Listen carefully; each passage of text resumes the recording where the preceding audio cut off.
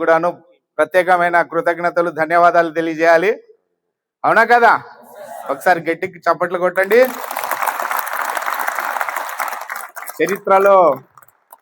చరిత్రలో నిలిచిపోయే డిఎస్సి ఇచ్చాడు 16,000 దాదాపుగా.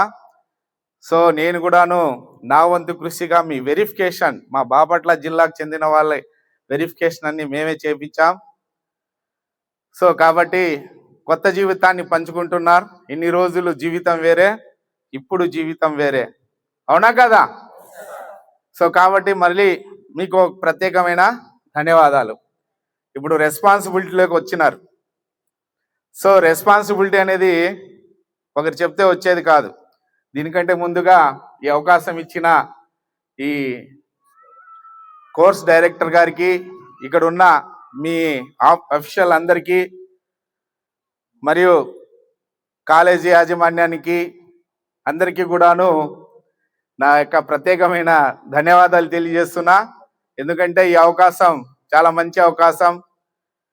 సో మనము ఒక రెస్పాన్సిబుల్ జీవితంలోకి అడుగు పెడుతున్నాం కాబట్టి మా వంతు కృషిగా, ఉడతా భక్తిగా మేము కూడా కొన్ని విషయాలు చెప్దామనే ఉద్దేశంతో వచ్చాం. ఈ అవకాశం ఇచ్చినందుకు వాళ్ళకి కూడా నేను ప్రత్యేకమైన ధన్యవాదాలు తెలియజేస్తున్నా. సో రెస్పాన్సిబిలిటీ అనేది ఒకరు చెప్తే వచ్చేది కాదు అన్న ఇందాక. ఎస్, అవునా కదా? రెస్పాన్సిబిలిటీ అనేది ఒకరు ఇస్తే వచ్చేది కాదు. ఈ దేశం నాది, ఈ రాష్ట్రం నాది, ఈ సమాజం నాది అనే ఫీలింగ్ మనలో రావాలి. ఎప్పుడు కూడాను నెగిటివ్ థాట్స్ని వదిలేయాలి, పెట్టుకోకూడదు. ఎప్పుడు ఆల్వేస్ ఆప్టిమిస్ట్, పాజిటివ్ థాట్స్ ఉండాలి. చాలామంది మనం సమాజంలో చూస్తూనే ఉంటాం. 1వ క్లాస్ నుంచి ఇంటర్మీడియట్ వరకు ప్రైవేట్ స్కూల్ చదువుతారు. ఇంటర్మీడియట్ అయిపోయిన తర్వాత, అప్పటి నుంచి ఇంటర్మీడియట్ తర్వాత బీటెక్, ఎంటెక్లు అన్నీ కూడాను గవర్నమెంట్ స్కూల్ కావాలి మన వాళ్ళకి. అవునా కదా? సో అటువంటి పోకడ పోవాలి. అది పోవాలంటే అది మీ చేతుల్లోనే ఉంది. సో కాబట్టి ప్రతి టీచర్ కూడాను గవర్నమెంట్ స్కూల్ బాగా స్ట్రెంత్ అని పెరగాలి. గవర్నమెంట్ స్కూల్ ఎప్పుడైతే స్ట్రెంత్ పెరుగుతాదో ఇంకా చాలా మందికి ఉపాధి వస్తుంది అనమాట. సో ఆ ఉపాధి రావాలంటే ఎవరి చేతుల్లో ఉంది? మీ చేతుల్లోనే ఉంది. సో కాబట్టి స్కూల్ పిల్లలు రావాలంటే మీరేం చేయాలా? ప్రతి ఒక్కరు కూడాను పాజిటివ్ మైండ్తో పేరెంట్స్తో మాట్లాడాలి. వచ్చిన పిల్లల్ని ఏ విధంగా మోటివేషన్ చేయాలి అనే ఆలోచన రావాలి.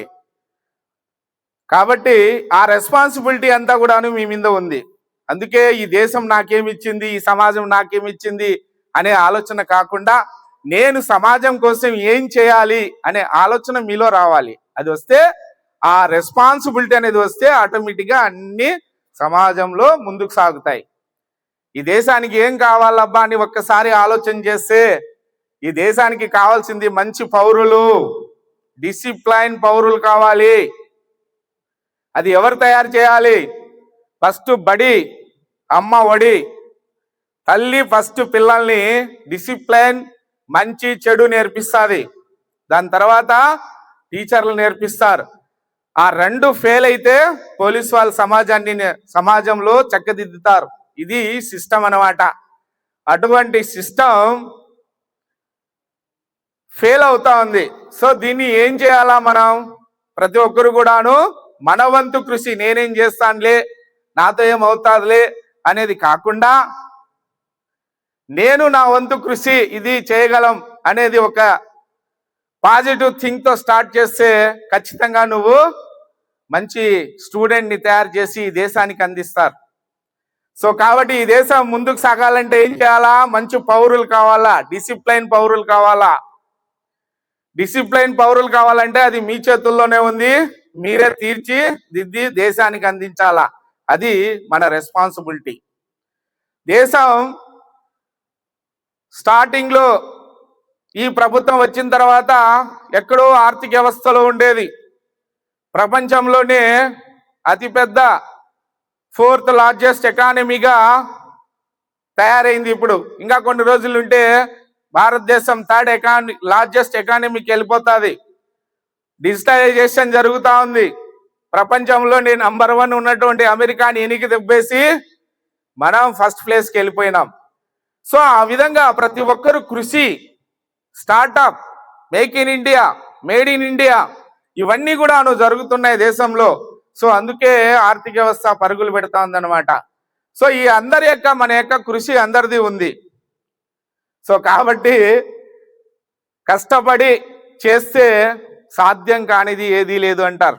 అనగనగరాగ మతి చుండు తినగ తినగ వేమ తీయనుండు సాధనమును పనులు సమకూరు ధరిలోనా. మీరెంతో ఈగర్గా చూస్తున్న డిఎస్సి ఎప్పుడెప్పుడు వస్తుందా అని కాసుకున్నారు. సాధనములు చేశారు, సాధించారు. సాధించారా లేదా? సాధించారు, సక్సెస్ఫుల్గా సాధించారు. అందుకే కొత్త జీవితంలో అడుగు పెడుతున్నాం. ఎంతో హ్యాపీగా, ఎంతో ఆనందంగా, ఎంతో ఉత్సాహంగా ఒక రెస్పాన్సిబిలిటీ పోస్ట్లోకి వెళ్తున్నాం. సినిమాల్లో చూపిస్తారు టీచర్స్ని బఫున్గా, అది కరెక్ట్ కాదు. అటువంటి వాటిని మనం ఖండించాలి. సో టీచర్ అంటే చాలా రెస్పాన్సిబిలిటీ ఉన్న పోస్ట్. సో కాబట్టి టీచర్స్ విద్యార్థుల్ని తీర్చిదిద్ది మట్టిలో మాణిక్యాలని నుంచి చేసి మట్టిలో ఉండే మాణిక్యాలని బయటికి తీసి ప్రపంచాన్ని ఇండియాని అందిస్తారు. సో అటువంటి టీచర్ పోస్ట్ని అగౌరవపరచడం అది కరెక్ట్ కాదు. సో కాబట్టి ఇవన్నీ కూడా చేతుల్లో ఉన్నాయి.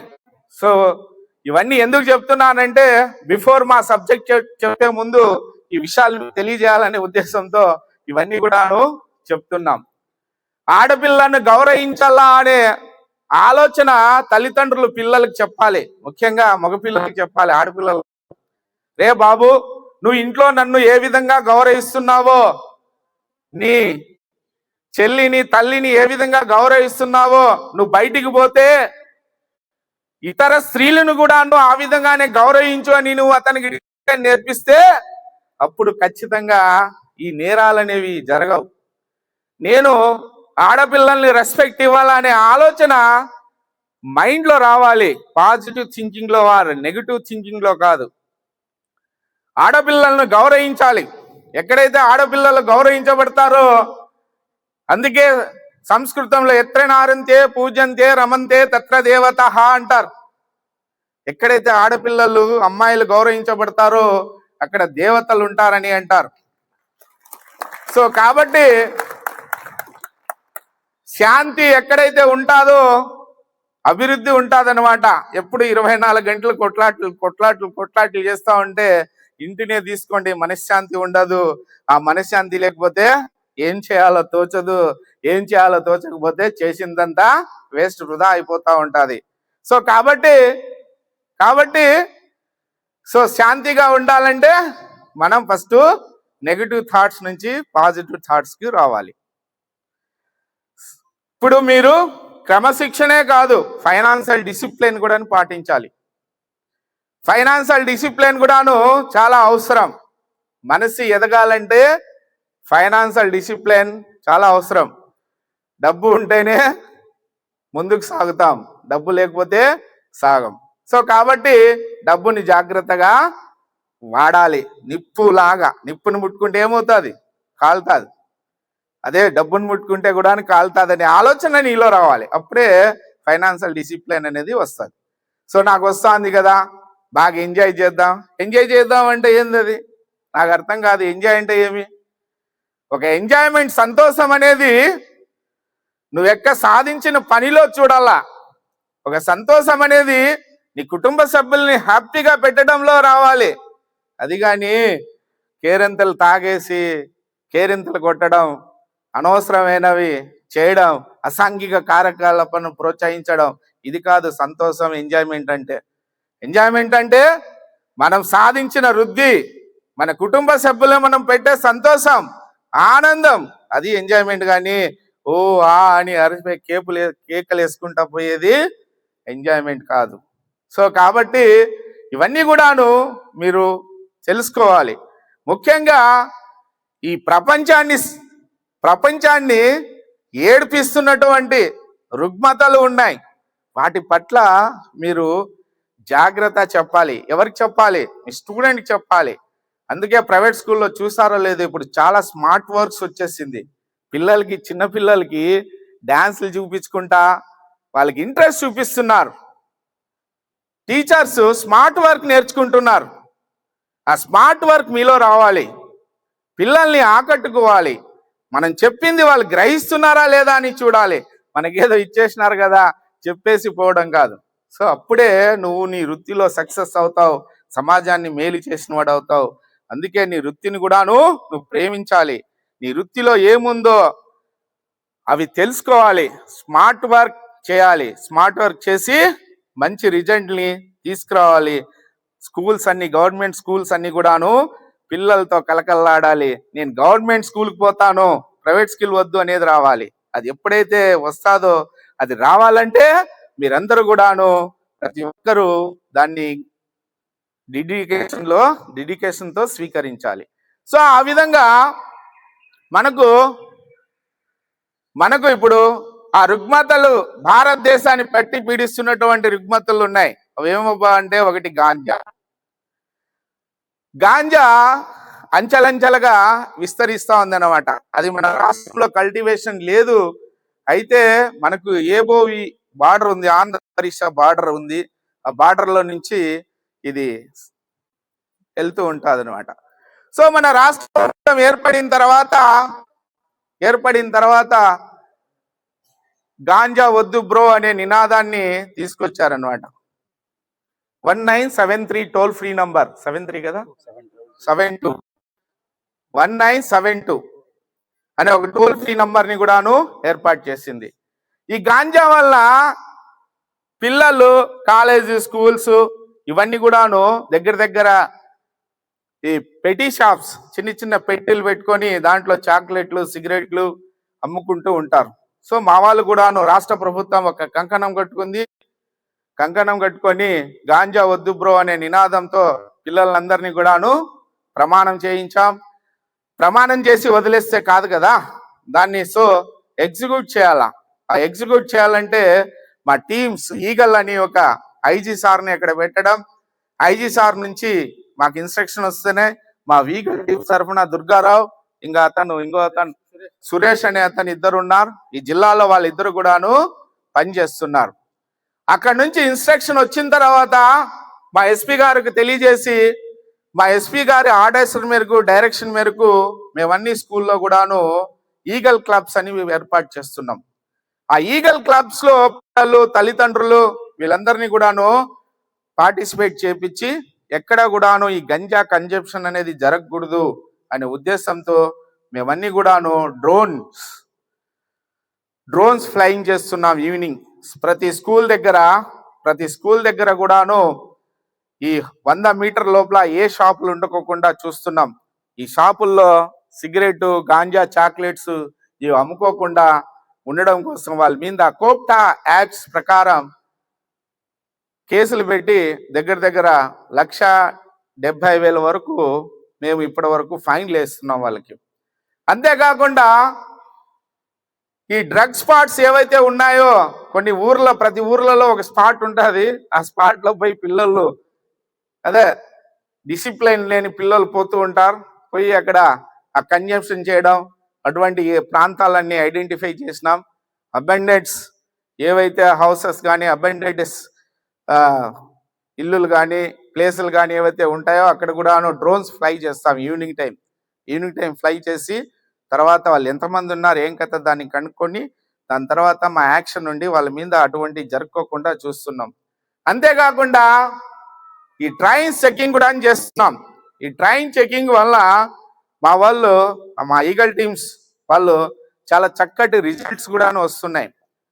సో దగ్గర ఫస్ట్లో ఒక 9 కేజీలు, మొన్న 14 కేజీలు, మొన్న 16 కేజీలు ట్రైన్లో, ఎస్పెషల్లీ మనకు పూరి ఎక్స్ప్రెస్ వస్తాయి. ఆ పూరి ఎక్స్ప్రెస్ని మేము చెక్ చేస్తూ ఉంటాం. చెక్ చేసేటప్పుడు మా డాగ్ స్క్వాడ్, చాలా వింగ్స్ ఉన్నాయి ఇక్కడ, RPF wings, GRP, general police, railways, మా టీమ్స్, లోకల్ పోలీస్ వీళ్ళంతా కలిసి ట్రైన్ మాకు డెస్టినేషన్ వరకు కాకుండా కొంత ప్లేస్ వరకు చెక్ చేసి దాంట్లో మేము ఇవన్నీ కనుక్కొని వాళ్ళ మీద యాక్షన్లు కూడా తెలుసుకుంటున్నాం. మంచి మెరుగైన సమాజం కోసం మేమంతా కూడాను కష్టపడుతున్నాం. సో మీ వంతు మీరు ఏం చేయాలి, మేమేం చేయాలి, టీచర్ ఇంతసేపు చెప్తున్నాడు మేమేం చేయాలి అనే క్వశ్చన్ మీకు రావచ్చు. మీ వంతు మీరు పోయిన తర్వాత స్కూళ్ళల్లో అట్లాంటి పిల్లలు ఎవరన్నా ఉన్నారా? ఇప్పుడు చాక్లెట్ రూపంలో కూడాను వస్తున్నాయి, బీహార్ నుంచి వస్తాయి అన్నమాట, చాక్లెట్ రూపాల్లో కూడాను వస్తాయి. దానివల్ల ఎన్ని అనర్థాలు ఉన్నాయో ఒకసారి తెలియజేయాలి. ఎన్డీపీఎస్ యాక్ట్ ప్రకారం వాళ్ళు లయబుల్ అవుతారు. సో కాబట్టి దీని ఫార్వర్డ్ లింక్, దీని బ్యాక్వర్డ్ లింక్, దీని సెల్లరు, దీని ఫెడ్లరు ఎవరెవరు ఉన్నారు అందరినీ కూడాను లోపల వేయాల్సిన పరిస్థితి ఏర్పడతాం. అంతేకాకుండా మొన్న మేము కట్టిన కేసుల్లో 2 కేసుల్లో ఒక్కొక్క కేసులో 4 సంవత్సరాలు కన్విక్షన్, 10,000 రూపాయలు ఫైన్ కూడాను పడింది. సో జైలు 4 సంవత్సరాలు జైలు కూడాను పడతా ఉందన్నమాట. సో రాష్ట్ర ప్రభుత్వం చాలా పర్టికులర్గా ఉంది, ఈ గాంజాని నిర్మూలించాలి. గాంజా సమాజాన్ని పట్టి పీడిస్తున్న పీడకల లాంటిది. సో కాబట్టి దీన్ని నిర్మూలించవలసిన బాధ్యత సమాజంలో పోలీసుదే కాదు, పోలీసుతో పాటు మీరు కూడాను రెస్పాన్సిబిలిటీ ఉన్న పౌరులే కాబట్టి, రెస్పాన్సిబిలిటీ ఉన్న టీచర్సే కాబట్టి మీరందరూ కూడాను సహకరించాలి. మీ వంతు మీరు కృషి చేయాలి. పిల్లలకి నేర్పించాలి, హ్యాపీగా వాళ్ళతో గలాట పెట్టుకోమని కాదు, వాళ్ళని కొట్టుమని కాదు. డిసిప్లైన్ ఇప్పుడు కొట్టే పరిస్థితుల్లో లేం. సో కాబట్టి డిసిప్లైన్ చాలా మంచిగానే చెప్పి, చాలా హ్యాపీగా చెప్పి వాళ్ళలో ఒక పరివర్తనం తీసుకొచ్చి ఇటువంటి రుగ్మతను మనం అరికట్టాలి.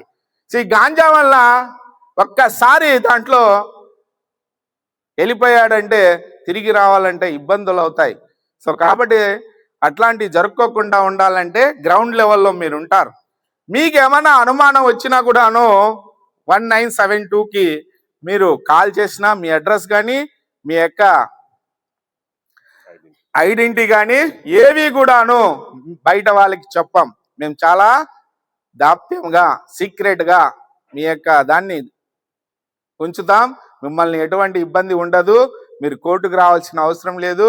సో నా వంతు నేను కృషి ఇది అనే ఆలోచన, రెస్పాన్సిబిలిటీ మీలో రావాలి అన్నమాట. సో కాబట్టి ఈ డ్రగ్స్ అనేది నిర్మూలించాలంటే మనం అందరం కూడాను ఖచ్చితంగా మన వంతు కృషి మనం చేయాలి. ఎవరన్నా మీరు కూర్చోడానికి ఇబ్బంది అయితే నిలబడండి, పర్వాలేదు, నాకేం లేదు. కూర్చోడానికి ఏమైనా ఇబ్బంది అయితే నిలబడండి. ఎవరన్నా అట్లా కూర్చోడానికి ఏమైనా ఇబ్బంది, కింది చాలా రోజులు అయిన తర్వాత కదా కింద కూర్చోవాలంటే అంత ఈజీ కాదు. సో కాబట్టి ఇవన్నీ నీ వంతు నువ్వు కృషి చేయాలి. భారతదేశాన్ని ఎదగనీయకూడదు, ఎదగనిస్తే మళ్ళీ మాకు పోటీ కాంపిటీషన్ అయిపోతుందనే ప్రపంచ శత్రు దేశాలు, కొన్ని దేశాలు మనల్ని ఏదో విధంగా కిందికి లాగుతూ ఉంటారు.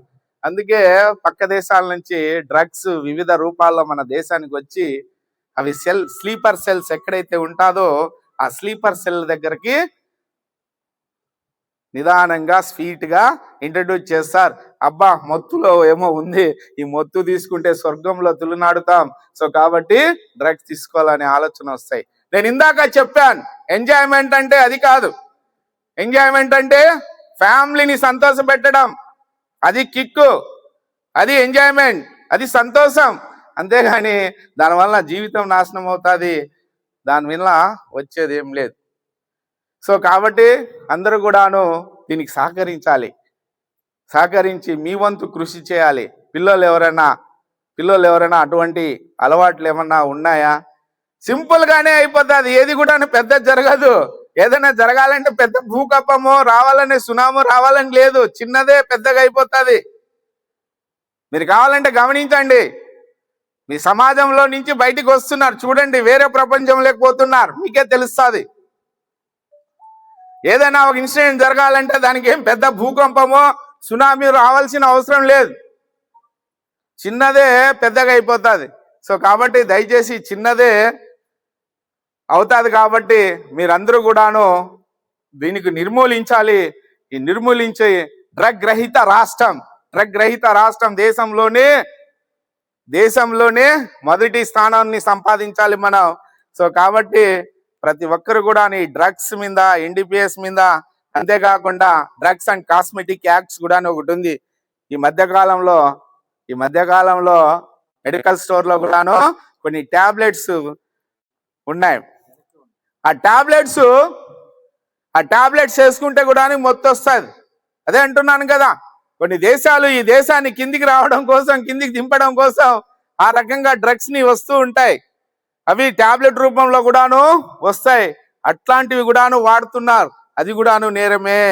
సో కాబట్టి దయచేసి అవి కొంతమందికి అవసరం ఉంటుంది. అది డాక్టర్ యొక్క ప్రిస్క్రైబ్ ఉన్న వాళ్ళకే ఇస్తారు, లేకపోతే సేల్స్ లేదు అది.